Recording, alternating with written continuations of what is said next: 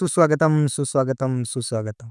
नमस्कार विद्यार्थी मित्रों, आप सर्वेનું આપની મનપસંદ યુટ્યુબ ચેનલ મેથ્સ એન્ડ ઇંગ્લિશમાં હાર્દિક સ્વાગત છે। વિદ્યાર્થી મિત્રો, આજના વિડીયો લેક્ચરની અંદર આપણે ધોરણ 7ની અંદર પ્રકરણ નંબર 2માં સ્વાધ્યાય 2.1નું સોલ્યુશન કરવાના છીએ, જેમાં આજના વિડીયો લેક્ચરની અંદર આપણે પ્રશ્ન નંબર 1 તથા પ્રશ્ન નંબર 2નું સોલ્યુશન કરીશું। તો ચાલો સોલ્યુશનની શરૂઆત કરીએ, જેમાં પ્રશ્ન નંબર 1 કંઈક આ પ્રકારે આપ્યો છે। એ થી ડીમાં દર્શાવેલી આકૃતિને અનુરૂપ જવાબ 1 થી 4 માંથી પસંદ કરીને લખો। તો ચાલો આકૃતિ નંબર 1નું સોલ્યુશન કરીએ, જેમાં 3 વર્તુળ આપ્યા છે અને 3 વર્તુળના કુલ 3 ભાગ પાડ્યા છે અને એમાંથી કુલ 2 ભાગમાં રંગ પૂર્યો છે। તો આપણે સૌપ્રથમ આ એક વર્તુળનો હિસાબ કરીએ। આને અપૂર્ણાંકમાં કેવી રીતે લખાય વિદ્યાર્થી મિત્રો? તો આપણે ધોરણ 6માં શીખી ગયા, પહેલા છેદમાં આવશે કુલ ભાગ। તો કુલ ભાગ છે 1, 2 અને 3। તો જુઓ, અહીં આપણે છેદમાં 3 લખી દીધા છે। હવે અંશમાં શું આવશે? તો કે જેટલા ભાગમાં રંગ કર્યો હોય એટલા ભાગ। કેટલા ભાગમાં રંગ કર્યો છે? તો કે 1 અને 2। તો અંશમાં આવી જશે 2। ચલો, આવા કુલ કેટલા વર્તુળ આપેલા છે? તો કે 1, 2 અને 3।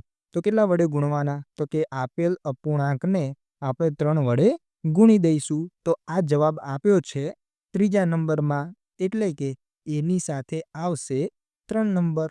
ત્યારબાદ દાખલા નંબર 2 જોઈએ, જેમાં 2 ચોરસ આપ્યા છે અને તેના કુલ 2 ભાગ કર્યા છે।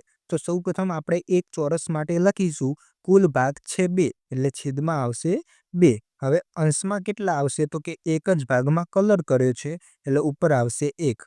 આવી કુલ કેટલી આકૃતિ છે? તો કે 2, એટલે આને ગુણી દઈશું આપણે 2 વડે। તો આ જવાબ આપણને આપ્યો છે બીજા નંબરમાં, એનો મતલબ બી સાથે આવશે નંબર 2। ત્યારબાદ સી નંબરનો દાખલો જોઈએ, જેમાં 1, 2 અને 3 ચોરસ આપ્યા છે। એક ચોરસના કુલ 4 ભાગ પાડ્યા છે, એટલે કે છેદમાં આવી જશે 4। હવે અંશમાં કેટલા આવશે? તો તમે જોઈ શકો છો, માત્ર એક જ ભાગમાં કલર પૂર્યો છે એટલે અંશમાં આવશે 1। અને ગુણાકારમાં કઈ સંખ્યા? તો કે કુલ કેટલા ચોરસ છે? 1, 2 અને 3। તો કુલ ચોરસની સંખ્યા છે 3। તો આ જવાબ આપણને આપ્યો છે ચોથા નંબરમાં, એટલે કે IV। એનો મતલબ સીની સાથે આવશે નંબર 4। ચલો પછી છેલ્લી આકૃતિ જોઈએ, જેમાં 2 વર્તુળ આપ્યા છે અને એક વર્તુળના કુલ 5 ભાગ પાડ્યા છે, એટલે કે છેદમાં આવી જશે 5। હવે અંશમાં કેટલા આવશે? તો કે એક જ ભાગમાં કલર છે એટલે અંશમાં આવશે 1। આવા કુલ કેટલા વર્તુળ છે? 2, એટલે 2 વડે આપણે ગુણાકાર કરી દઈશું।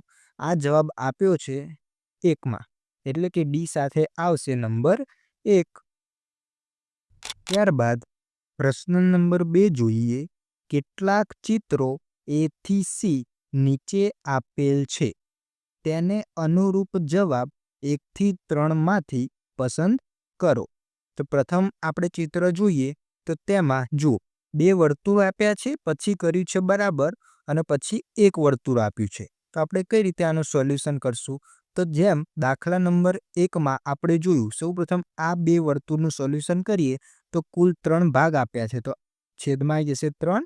અંશમાં કેટલા ભાગમાં કલર છે? 1, તો ઉપર આવી જશે 1। હવે આવા કુલ કેટલા વર્તુળ છે? તો કે 1 અને 2। તો આને ગુણી દઈશું 2 વડે। હવે પછી શું કર્યું છે? બરાબર। તો આ બાજુ પણ આપણે બરાબર કરી લઈશું। હવે તમે જોઈ શકો છો, આમાં પણ 3 ભાગ છે એટલે છેદમાં આવશે 3 અને અંશમાં કુલ 2 ભાગમાં કલર કર્યો છે એટલે અંશમાં આવી જશે 2। અને આ જવાબ આપણને આપ્યો છે બીજા નંબરમાં આપ્યો છે, એનો મતલબ એ સાથે આવશે નંબર 2।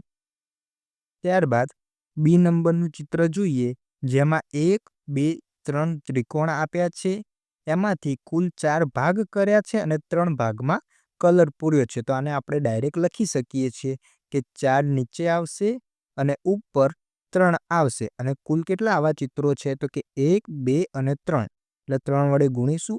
હવે બરાબર છે, તો આ બાજુ આપણે બરાબર કરી લઈશું। હવે જોઈ શકો છો કે આમાં દરેક ભાગમાં કલર કર્યો છે, આમાં પણ દરેક ભાગમાં કલર કર્યો છે, એટલે આ બંને પૂર્ણ ચિત્રો કહી શકાય। તો 1 અને 1, તો 2 પૂર્ણ છે। હવે આનું આપણે અપૂર્ણાંકમાં લખવા જઈએ તો કઈ રીતે લખી શકશું? તો કે છેદમાં 4 આવશે અને અંશમાં આવશે 1. તો આને શું વંચાય વિદ્યાર્થી મિત્રો? 2 પૂર્ણાંક 1 ચતુર્થાંશ, જે મિશ્ર અપૂર્ણાંક છે. ત્યારબાદ સી નંબરનું ચિત્ર જોઈએ, જેમાં 1, 2, 3, 4, 5 કુલ 5 ભાગ કરેલા છે, એટલે છેદમાં આવશે 5. હવે અંશમાં આવશે 1 જ ભાગ, કારણ કે એક ભાગમાં કલર કર્યો છે, તો અંશમાં 1. હવે કેટલા વડે ગુણવાના? તો કે જેટલા ચિત્રો હોય એટલા. 1, 2 અને 3 ચિત્રો છે, એટલે ગુણીશું આપણે 3 વડે. તો બરાબર કરીને આ બાજુ જવાબ કયો આવી જશે? તો કે 1, 2, 3 ભાગમાં કલર છે, એટલે ઉપર આવશે 3 અને નીચે લખશું 5, જે આપણને પહેલા નંબરમાં આપેલું છે. એનો મતલબ સી સાથે આવશે નંબર 1.